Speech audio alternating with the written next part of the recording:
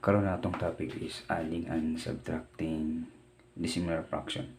So first natong button is i-add nato ang 1/2 plus 2/5. So para ma-add nato ni atong pangitawon ang iyang LCD. So first atong kopyahon 1/2 plus 2/5. Then para makuha nato ang iyang LCD o makuha ko nato ang iyang equivalent fraction.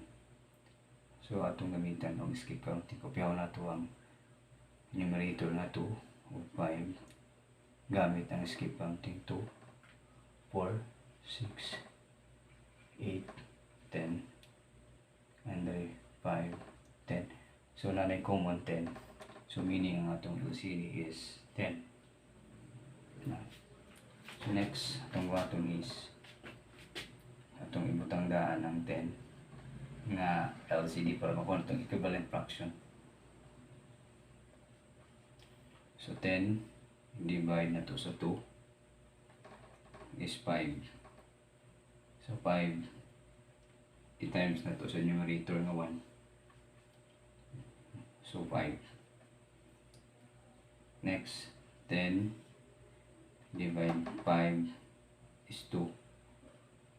So 2 times 2 is 4. So atong answer is 9/10. So muna itong final answers kaya hindi naman nato ma-lowest term. Ang button ay subtract na to ang 9/24 minus 4/15. So first atong button is pangitaw na to ang LCD para makuha na to ang equivalent fraction niya. Then maka-proceed na ta sa atong answer. So next atong button is kopyaw na to 9/24 minus 4/15. So para makuha na itong LCD, gamitan na to skip counting. Kopyaw na itong 24 and 15. So skip counting na to 24, 48, 72, 96 and 120. Next 15, 30, 45, 60, 75, 90, 105 and 120. So kita na tong common niya 120, meaning ang atong LCD is 120. So next kopya na to daan ng 120 para makuha na to ang equivalent fraction. Atong i-divide ang 120 sa numerator na 24 o 15. So 120 divide 24 is 5. 5 times 9 is 45. Next 120 divide 15 is 8. So 8 times 4 is 32. Next, so 45 minus 32 is 45 minus 32 is 3. And 4 minus 3 is 1. So the answer is 13/120. So muna ang atong final answer since yung na to ma-lowest term. Okay, atong i-try og add ang 7/6 plus 3/10. So una tong button is pangitaw na to ang LCD para makuha na to ang equivalent fraction niya. So atong kopyahon ang 7/6 plus 3/10. So para makuha na to ang LCD o makuha na to ang equivalent fraction, atong gamitan og skip counting. So kung makuha na to ang common nilang duhang 6 ug 10 ang atong denominator, so mao na ang atong LCD si 6 ug si 10. So, skip counting. 6, 12, 18, 24, and 30. Okay, balik ta sa atong solusyon guys. So, nakuha na naman nato ang LCD nga 30. Makuha na po na to ang equivalent fraction. So, kupiyaw na to daan ang 30 nga atong least common denominator or LCD. So, ang 30 divide mo sa 6.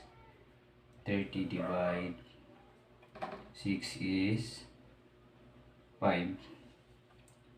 So, ang 5 i-multiply ni mo sa numerator nga 7. So, 7 times 5 is 35. Next, manata. 30 divide 10 is 3. 3. 3 times 3 is 9. So, next, 35 plus 4 is 44. Then, kopyaw ni mo kay common man 30. So, mo na itong final answer. Okay, next guys, atong i-minus ang 7 over 8 minus 5 over 6. So, una itong button is pangitaon nato ang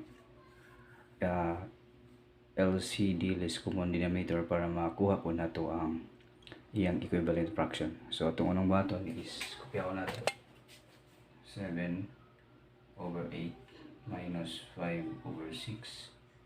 So, para makuha nato ang LCD, atong gamitan mag-skip counting. So, kopyaw nato ang denominator nga 8 and 6. So, now na to using skip counting ang 8, 16, 24, kung report sa 6, 12, 18, oh, last is 24. So, kuha na to ang yang common na 24, meaning to say ang atong LCD is 24. So, i-cluster na to daan ang iyang LCD 24. So, ang 24 atong i-divide sa 8. Divide sa 8 is 24 divide 8 is 3. 3 times 7 is 21. Next, 24 divide 6 is 4. 4 times 5 is 20. Next, itong a minus 21 minus 20 is 1. Kopyaw na ito ang 24. So, atong answer is 1 over 24. Okay guys, try ninyo yung example na to guys. Try this one.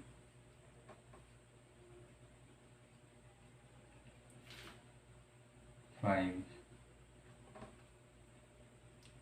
over 6 minus 1/2 ang kedua is 3/4 plus 2 over 6. So, comment down below sa inyong mga answer.